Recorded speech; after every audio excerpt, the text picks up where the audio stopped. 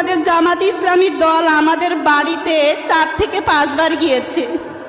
কই এমন কোনো দলকে তো দেখি নাই। আমাদের সেই মফস্বল গ্রাম নোয়াখালী হাতি, আমরা নদী ভাঙা অঞ্চল, ওনারা জানেন, আমাদের বাড়িতে ওনারা গিয়েছেন।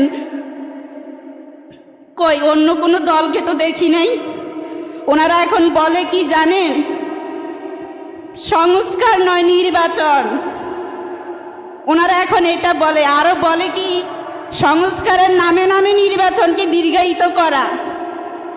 আরে আপনারা নির্বাচন পেতেন কোথায় যদি এই শহীদ যারা হতো না তাদের বিচারের কথা তো আপনারা এখন আর বলেন না। তাদের বিচারের কথা বললে বলেন সরকার আছে। কই সরকারও তো এখন কোনো সিদ্ধান্ত নিতে পারছে না। এখনো যে শহীদ যারা হয়েছে তাদের রাষ্ট্রীয় স্বীকৃতি পর্যন্ত আপনারা দিতে চান না। আপনাদের এত বিরোধিতা কিসের তাদেরকে রাষ্ট্রীয় স্বীকৃতি দিতে?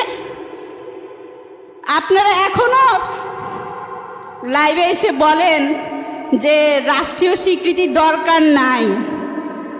আপনারা তো দিব্যি বাইরের রাষ্ট্র থেকে 5 তারিখের পর থেকে দেশে ফিরছেন সবাই নির্দ্বিধায়। আপনাদের কোনো ভয় নাই। এই ভয়ের রেশ কেটে দিয়েছিল কে? কিন্তু সেটা আপনারা ভুলে গেছেন।